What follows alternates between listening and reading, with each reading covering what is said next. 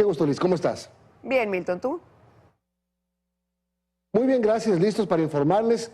A las 7:10 de la mañana vamos a empezar, esta vez más temprano, una entrevista con la canciller de la República, Gabriela Sommerfeld, que va a estar con nosotros para contarnos varias cosas de los últimos viajes que hizo tanto a Austria como a Corea del Sur. También hablaremos sobre la publicación de un periódico español sobre un supuesto comportamiento indebido del presidente de la República en España, que fue ayer desmentido por la Cancillería. Y también estará con nosotros el economista Miguel Ángel González, presidente de la Cámara de Comercio de Guayaquil. Con él hablaremos sobre esta demanda de inconstitucionalidad que han presentado por la actuación de la Asamblea ante el proyecto de ley para el financiamiento del conflicto armado interno, que entre otras cosas implicó el alza del IVA.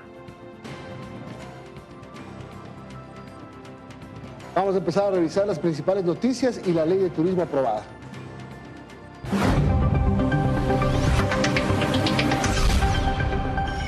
Tal y como lo mencionaste, Milton, después de una sesión que duró algunas horas, la Ley de Turismo y Fomento de Empleo fue aprobada por la Asamblea Nacional. Este es el quinto proyecto urgente económico del presidente Noboa que recibe apoyo del Legislativo.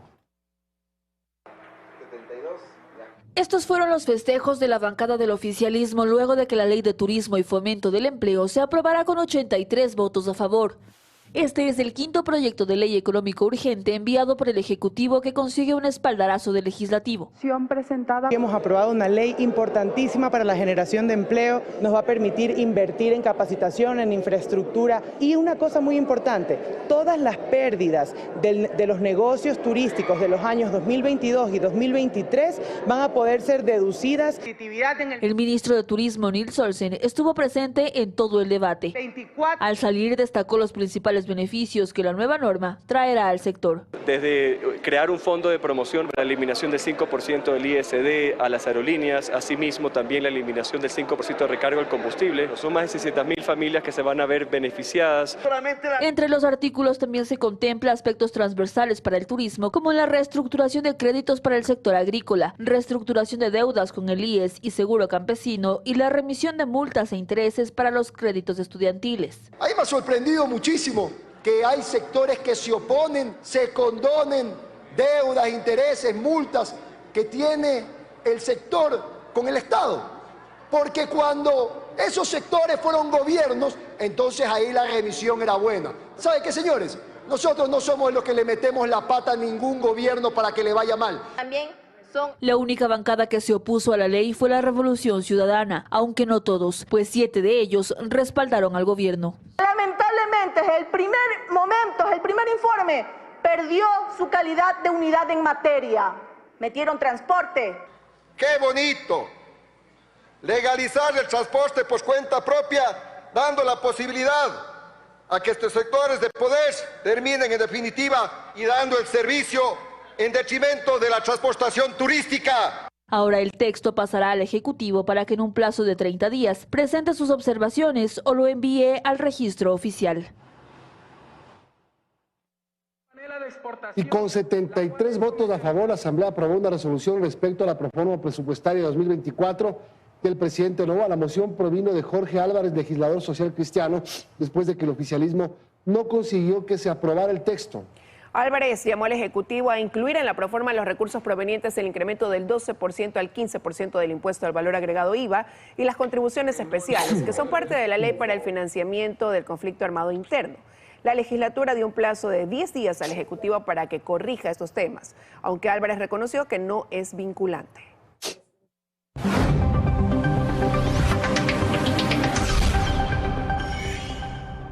El presidente Daniel Noboa modificó los horarios de toque de queda de acuerdo a la categorización de seguridad de cada cantón. La medida empezó a regir justamente anoche en todo el país. Una hora más. para fomentar el turismo y la reactivación económica. Los horarios de toque de queda a nivel nacional cambian a partir de este jueves 21 de marzo. A través del decreto ejecutivo 205, el presidente Daniel Noboa dispuso la modificación de acuerdo a la categorización de seguridad de cada cantón. Así las cosas, los cantones ubicados en categoría alta tendrán un toque de queda que va desde la 1 de la mañana hasta las 5 de la mañana. Entre ellos se encuentran Guayaquil, Durán, Quito, Esmeraldas, Machala, Babahoyo, Quevedo, Manta, Portoviejo, Santa Elena, Santo Domingo de los Áchilas, Lago Agrio, entre otros. En los cantones de categoría media en seguridad, el toque de queda regirá desde las 2 hasta las 5 de la mañana. En este grupo están, por ejemplo, Cuenca, Azogues, Tulcán, Riobamba, Atacame, San Borondón, Morona, Tena y otros. Finalmente, en los cantones de baja categoría de riesgo, se elimina esta restricción. En este grupo está la mayor parte del país. La medida regirá hasta el próximo 8 de abril, fecha en la que termina el estado de excepción.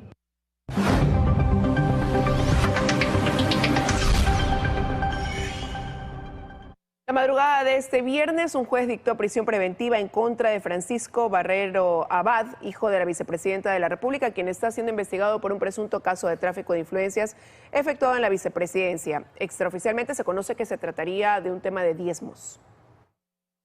Barrero Abad se encuentra en la unidad de flagrancia y hoy el SNAI deberá decidir a qué centro carcelario será trasladado. Momento de irnos a nuestra primera pausa, Milton y amigos. Ya mismo está con nosotros la canciller de la República, Gabriela Sommerfeld.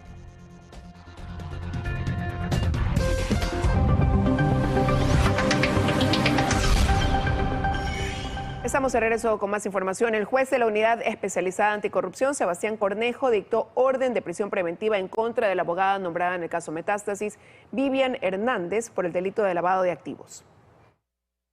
La instrucción fiscal dentro de este proceso durará 90 días. Los intentos por evadir a la justicia se acabaron este jueves. Tras 6 dilaciones previas, finalmente la Fiscalía General logró formular cargos en contra de la abogada Vivian Hernández por el delito de lavado de activos. La jurista, cuyo nombre aparece por un par de ocasiones en los chats del caso Metástasis, es señalada por Fiscalía como la líder de una estructura criminal que se valió de los también procesados Luis Carlos Ortiz y Erika Matilde Carvajal, así como de 2 compañías representadas por ella, para movilizar 22,4 millones de dólares en el sistema financiero nacional, de los cuales 18 millones serían de operaciones inusuales e injustificadas. ¿Ella está en el país, doctor? No sé, no la he visto.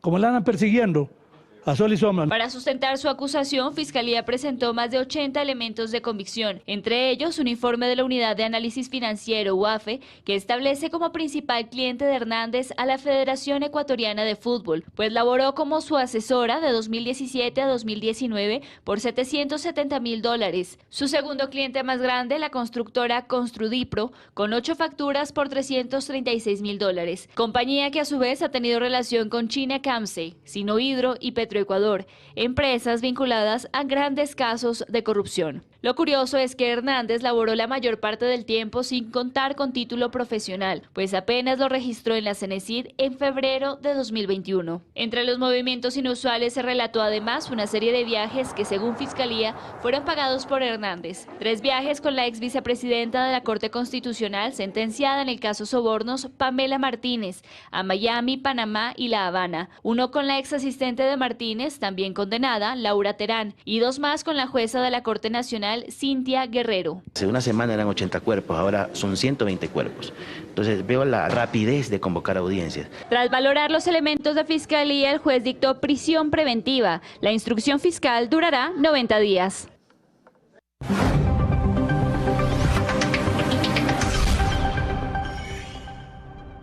Bueno, y ayer arrancó el nuevo concurso de jueces de la Corte Nacional de Justicia. Con este proceso, el Consejo de la Judicatura llenará 10 vacantes disponibles, un proceso de selección que está previsto culmine en octubre.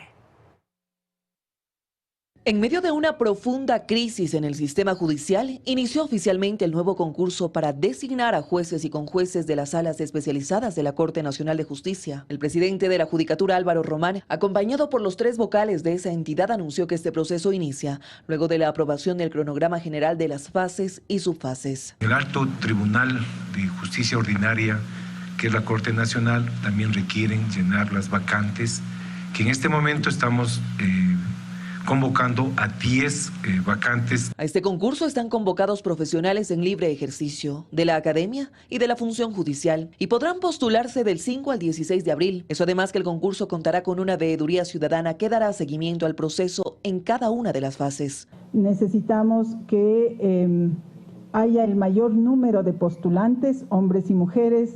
No se olviden que hay reglas para la paridad. Que no teman absolutamente nada. El concurso será absolutamente limpio y con todos los mejores elementos académicos.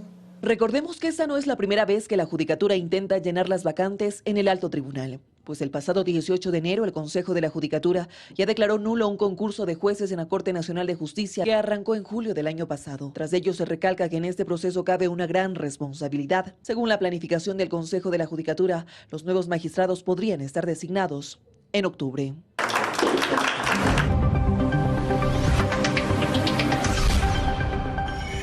El Consejo Nacional Electoral confirmó que la impresión de papeletas se realiza con presupuesto prestado del Instituto Geográfico Militar. Hasta el momento están preimpresos cerca de 5 millones de documentos electorales. Que el proceso electoral avanza a contrarreloj, afirman las autoridades del Consejo Nacional Electoral, quienes visitaron las instalaciones del Instituto Geográfico Militar en el centro de Quito. Ahí conocieron cómo avanza la impresión de las papeletas y documentos electorales que se utilizarán en la consulta popular del próximo 21 de abril. Los documentos electorales en números tenemos que están preimpresos 4.978.295, que equivale al 32.55%. Eso además que de los 13,7 millones de papeletas electorales se han elaborado más de 1 millón, equivalente a 7,54%. Pero para que este proceso pueda realizarse con normalidad, autoridades del Instituto Geográfico Militar confirmaron que realizaron un préstamo del 50% de su presupuesto al CNE, para así empezar con la impresión de papeletas. Estamos hablando más o menos de 2,5 millones, hasta que el Ministerio de Economía y Finanzas nos asigne los recursos, es decir, nos devuelva los recursos. Nosotros hemos recibido los 29 millones de dólares más los reajustes que hemos hecho desde nuestros propios recursos, pero lo que nos falta es los 20 millones para la contratación de personal. Aquí al interior del Instituto Geográfico Militar, para la impresión de más de 13 millones de papeletas, trabajan alrededor de 400 personas con turnos de 24 horas. Las autoridades informaron además que se prevé que el 25 de marzo se inicie con la distribución de papeletas y material electoral hacia las circunscripciones del exterior, Amazonía y Galápagos.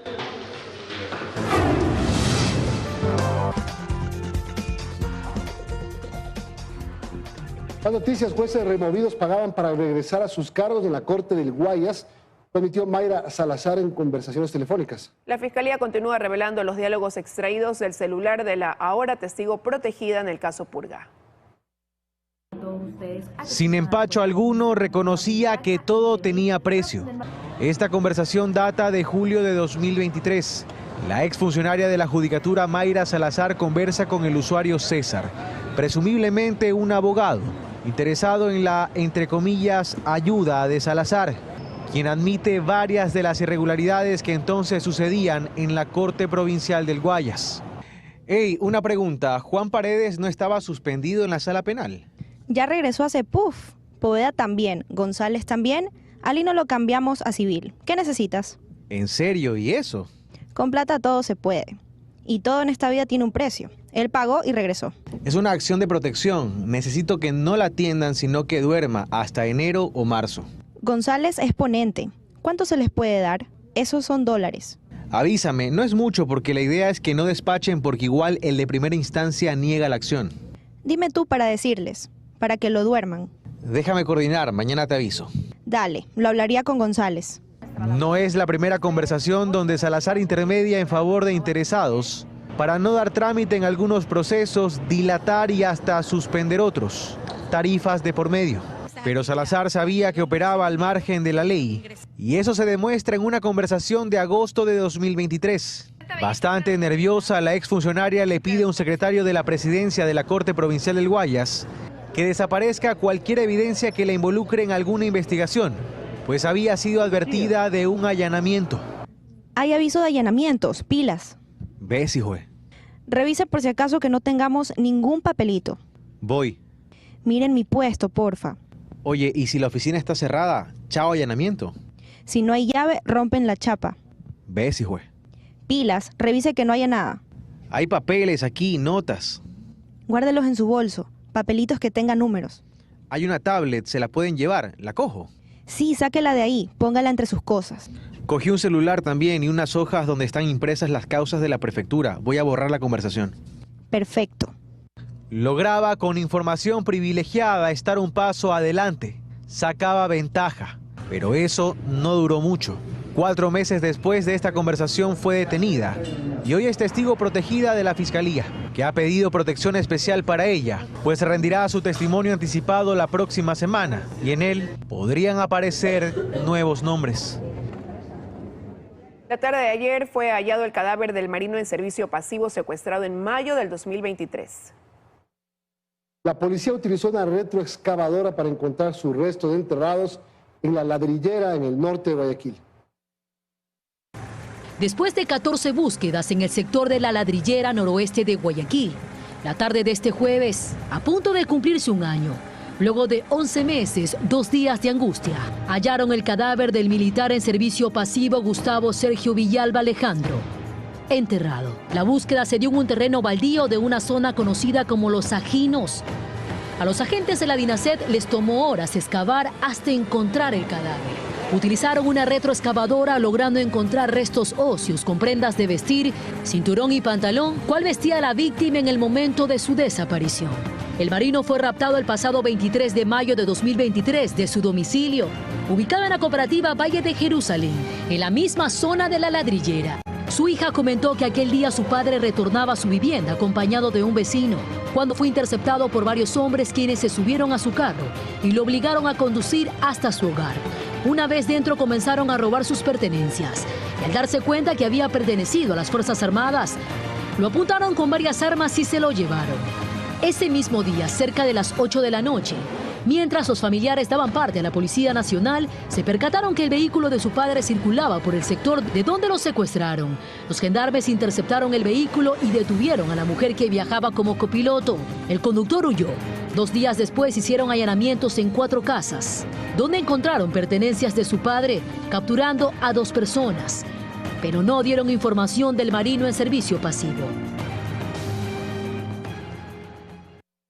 La Fiscalía General del Estado anunció que inició una investigación previa por el asesinato de la profesora Marta Rivera. La docente fue hallada sin vida el martes en el norte de Guayaquil. En la vereda de esta vivienda ubicada en la ciudadela La Herradura, en el norte del puerto principal, la noche del martes 19 de marzo fue hallado el cadáver de la profesora Marta Jessica Rivera Carbo. La autopsia practicada en su cuerpo revela que murió de un trauma cráneoencefálico provocado por un fuerte golpe en la cabeza. Familiares de la docente asesinada han señalado a la Policía Nacional que la maestra salió aproximadamente a la 1:30 de la tarde de lunes del colegio donde laboraba hace 10 años, ubicado en el norte de Guayaquil, y que luego tomó un taxi hasta el centro de Guayaquil para comprar material que iba a utilizar en sus clases. Su esposo ha podido constatar mediante las facturas que llegaron a su correo electrónico que en este punto compró en 3 locales de las calles Aguirre y Luque. También informan que por 7 ocasiones han intentado meterse a su cuenta bancaria y retirar dinero. Al parecer se bloqueó la clave y no pudieron sacar el efectivo. La maestra, quien durante su vida profesional laboró en 3 planteles particulares de Guayaquil, habría abordado un taxi para regresar a su casa ubicada en el sector de Las Orquídeas. Sin embargo, en el trayecto habría sido atacada. Familiares que la daban por desaparecida finalmente la encontraron en la morgue. Es allí cuando los oficiales les indican en qué condiciones. En el lugar donde encontraron el cadáver hay una cámara de seguridad que lo habría captado todo. Intentamos pedir las imágenes a quienes habitan en el punto, pero pese a que tocamos el timbre en varias ocasiones, nadie salió. A lo lejos solo mencionaron que la profesora Marta Jessica Rivera Carbo fue arrojada de un vehículo color rojo. Y una mujer fue asesinada en el interior de un taxi. Esto ocurrió en las calles Séptima y Medardo Ángel Silva, en Guayaquil. Según el conductor, 2 sujetos a bordo de una motocicleta le dispararon y luego se dieron a la fuga. En ese instante el chofer se apresuró y la llevó a una casa de salud. Sin embargo, se confirmó su fallecimiento. El taxista dijo que la víctima tomó la carrera en las calles Leonidas Plaza entre Letamendi y Francisco de Marcos. Los sicarios, al parecer, ya la venían persiguiendo. Se registró un nuevo hecho violento en Manta, provincia de Manabí. Un vehículo fue incendiado tras haber sido baleado en la avenida Malecón, esto cerca de una agencia de Cenel. Un video de redes sociales muestra a la automotora ardiendo en llamas en plena calle y también de lejos se ven los vidrios con impactos de bala. Recordemos que Manta continúa en semáforo rojo debido a ser un cantón que registra altos índices de violencia a la fecha. Y este jueves en Cuenca fue desmantelado un taller clandestino donde se fabricaban armas de fuego. El armamento fue decomisado y una persona fue detenida. Cerca de 190 escopetas, fusiles y pistolas de diferentes calibres fueron incautadas la tarde de este jueves en una vivienda ubicada en la ciudadela Jaime Roldós, al norte de Cuenca.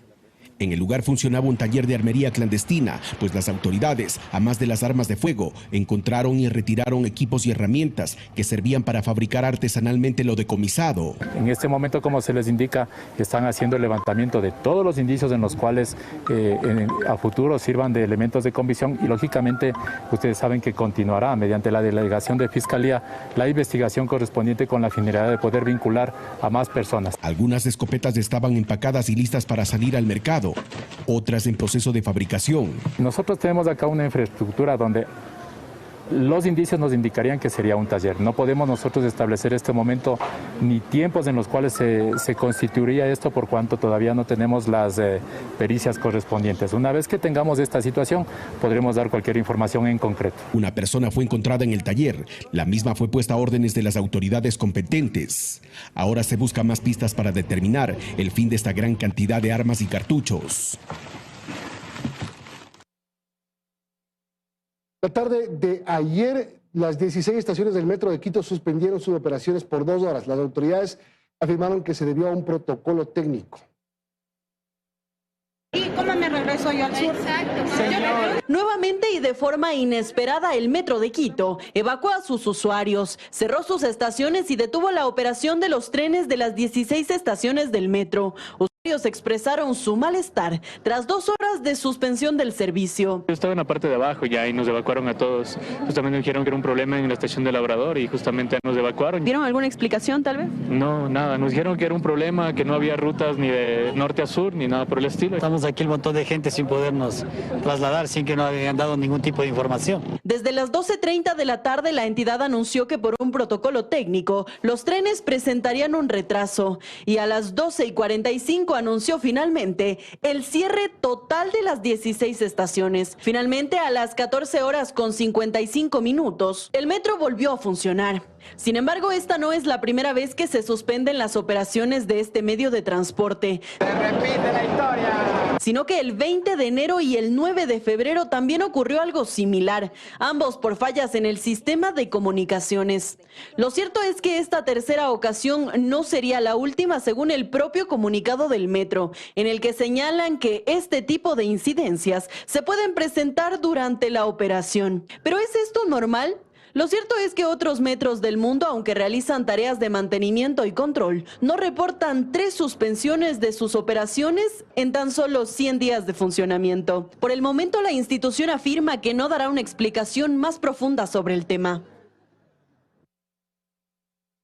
Bueno, son las 7 de la mañana con 56 minutos. Hubo una confusión con el presidente de la Cámara de Comercio de Guayaquil, Miguel Ángel González. Pensó que la entrevista era el lunes. Hoy es viernes. Nos debe una. Se lo debemos. Ya con esto estamos concluyendo esta emisión de noticias, pero inmediatamente vienen las de la comunidad. Que tengan un buen día.